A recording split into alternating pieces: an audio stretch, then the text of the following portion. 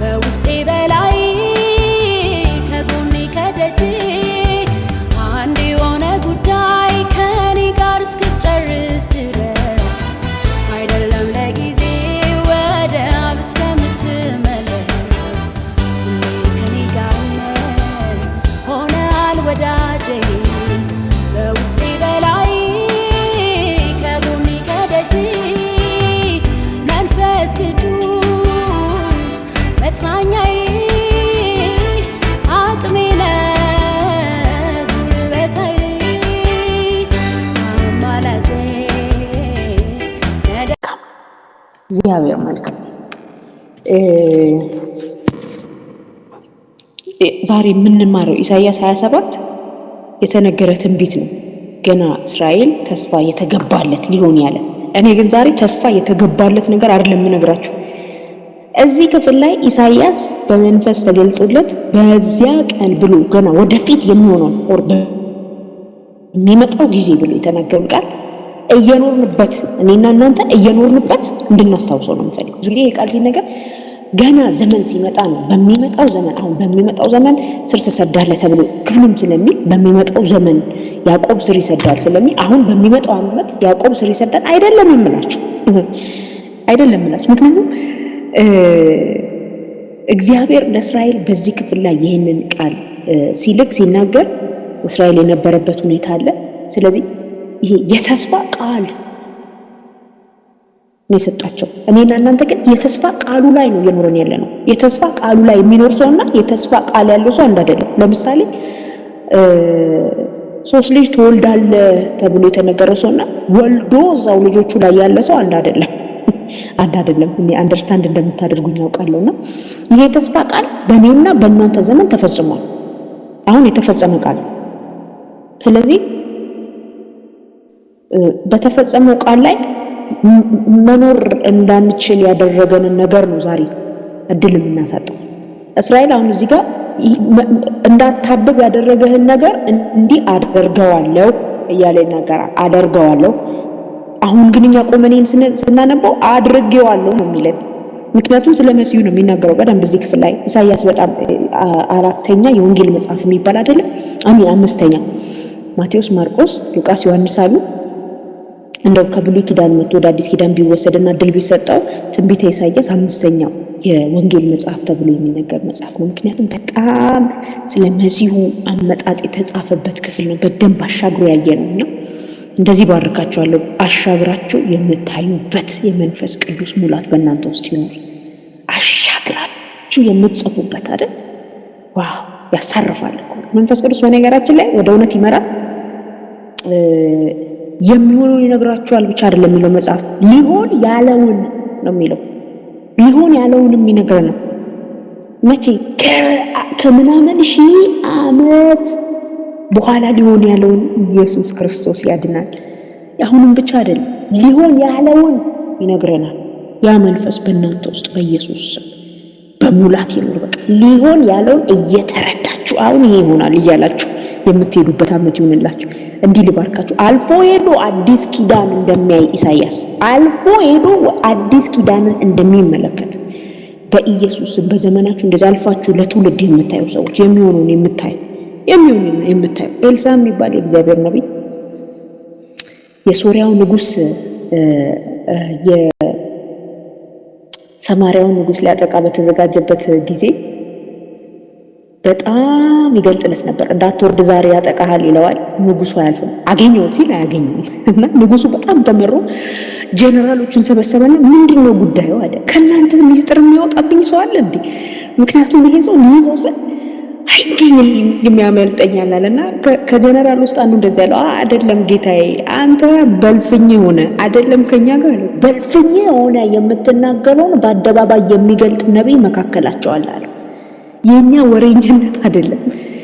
በኢየሱስ ስም በእልፍኝ የሚታቀደውን በአደባባይ የምትገልጡ ሰዎች ያደርጋችሁ።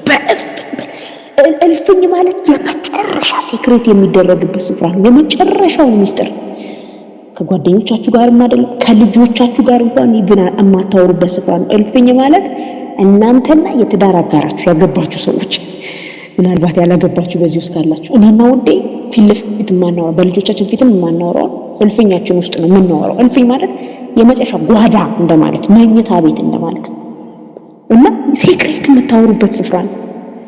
ሴክሬት የምታወራውን እንኳን እልፍኝ ውስጥ ሆነ እንኳን ከሚስት ጋር ብታወራው ይገልጠዋል አለው ኤልሳ። ስለዚህ ከኛ አይደለም ደግ ከዛ ከኤልሳ ማለት ነው። በእውነት እንዴት እንደምወደው ይሄንን ንግግር እግዚአብሔር በዘመናችሁ በእልፍኝ የተነገረው በመረጃ የምታገለግሉ ሳትሆኑ በዘመናችሁ አሉ መጽሐፍ ቅዱስ ላይ በመረጃ ያገለገሉ አይደል? ሽማግሌውን ነብይ ታስታውሱታላችሁ? እኔ ርዕሴም አይደለም አምሶሪ እንግዲህ ወደዚህ ስለመጣው መንፈስ ቅዱስ ምናልባት እንድናገረው ፈልጎ ሊሆን ይችላል አላውቅምና ወደ ኢዮርብዓም የተላከ ስሙ ያልተጠቀሰ ነብይ ታስታውሱታላችሁ? ኢዮርብዓምን ሊገስጽ ተላከና እንዳትበላ እንዳትጠጣ በማንም ቤት እንዳታርፍ በመጣህበት መንገድ እንዳትመለስ ብሎ እግዚአብሔር ይህንን መልእክት ነገረው። ከዚያ ትንቢቱን ጨርሶ ሲመለስ ይላል አንድ ነብይ ያም ነብይ ነው ሽማግሌ ነው ሸምገል ይላልና ይሄ ነብይ በዚያ መንገድ እንዲያልፍ ሰማና ነው የሚለው መጣና ና ግባ ብላ አይ እኔ እንዳትበላ እንዳትጠጣ ብሎኛል ካለው በኋላ ነው አይ መልአክ መጥቶ ይብላ ይጠጣ አንተ ቤት ይረፍ ብሎኛልና ብሎ ሰውየውን ከመንገዱ ሲያሰናክለውና ከእግዚአብሔር እቅድ ሲያስወጣው ታያላችሁ። እነዚህ በመረጃ የሚያገለግሉ ሰዎች ከእግዚአብሔር እቅድ ያስወጡናል። በነገራችን ላይ በጣም ከባድ ነው። ሌላ ቀን እንግዲህ እግዚአብሔር ጊዜ ከሰጠን በእውነት ስለዚህ ነገር እንድንማር ፈልጋለሁ። አይ ነው እናንተ ትንቢት እያሳጠዳችሁ የምትኖሩ ሰዎች አይደላችሁ። በጣም የተከበራችሁ ሰዎች እንደሆናችሁ አውቃለሁ። ግን አሁን ትውልዱ የተሸወደበት ነገር ምንድነው? በመረጃ መገልገል። በተለይ ሶሻል ሚዲያ ላይ ቲክቶክ በጣም ሰውን የገደለው በዚህ ነው። ያው ትንቢት ፊት ለፊት ስለሚነገር ከታች ሆኖ ማንም ሰው ይሰማል፣ የሄዳችሁበት ስፍራ ይሄዳል። ከዚያ በኋላ ያንኑ ትንቢት በሌላ መንገድ ይናገራልና በኢንፎርሜሽን የማትገለግሉበትም የማታገለግሉበትም ዘመን ነው አሁን እግዚአብሔር ሊሰራ ተነስቷል። በኢንፎርሜሽን አታገለግሉም አትገለግሉም። ይሄ ነብይ በኢንፎርሜሽን ተነስቶ ነው ይሄንን ወጣት ነብይ ያስገደለው። አንበሳ ገደለው ነው የሚለው ከእግዚአብሔር ቃል ጋር ተላልፏልና በጣም የሚገርም ነብይ ነበር። የሚገርማችሁ የእግዚአብሔር ፕሬዘንስ በጣም ያለበት ነብይ ስሙ እንኳን ያልተጠቀሰ ነብይ ነውና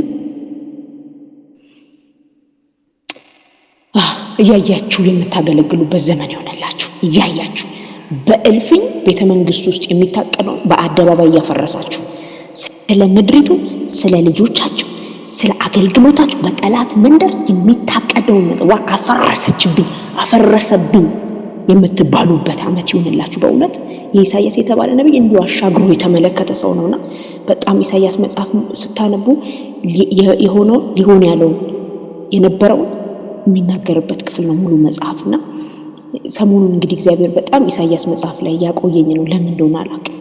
ኢሳይያስ ክፍል ውስጥ ነው ያለሁት አሁን እንግዲህ ቤት ውስጥ የሆነ መልእክት አለው ማለት ነው። እግዚአብሔር ብዬ እኔም ቁጭ ብዬ እያየሁት አለው ክፍሉና እንደዚህ ይላል ከቁጥር 1 እስከ 6 ዛሬ ቢሹ ፖስት ያደረገላችሁ እስከ 6 ምዕራፍ 27 ቁጥር 6 ነው። እኔ ግን ከአንድ ጀምሮ ላንብበው። እንደዚህ ይላል በዚያም ቀን እግዚአብሔር ፈጣኑን እባብ ሌዋታንን ጠማማውንም እባብ ሌዋታንን በጠንካራ በታላቅም በብርቱም ሰይፍ ይቀጣል፣ በባህርም ውስጥ ያለውን ዘንዶ ይገድላል። በዚያም ቀን ለተወደደው የወይን ቦታ ተቀኙለት። እኔ እግዚአብሔር ጠባቂው ነኝ፣ ሁልጊዜ አጠጣዋለሁ፣ ማንም እንዳይጎዳው በሌሊትና በቀን እጠብቀዋለሁ፣ አልቆጣም። እሾህና ኩርንችት በእኔ ላይ ምን ነው በሰልፍ በነበሩ በእነርሱ ላይ ተራምጄ በአንድነት ባቃጠልኳቸው ነበር። ወይም ጉልበቴን ይያዝ፣ ከእኔ ጋር ሰላምን ያድርግ። ድጋሚ ከዚያ በኋላ ነው በሚመጣው ዘመን ያዕቆብ ስር ይሰዳል፣ እስራኤልም ያብባል ይጨበጭብማል፣ በፍሬያቸውም የዓለሙን ፊት ይሞላሉ። አንድ ምሳሌ ልንገራችሁና ፈጥነን ቃል በቃል እንድናየው ፈልጋለሁ። ይሄንን ክፍል እንዳትረሱት ስለምፈልግ አንዴ ወደ ምንኖርበት አካባቢ መንግስት ግዴታ አለና ችግኝ ይዞ መጣና ችግኙ ግቢያችንን ለማስዋብ ነውና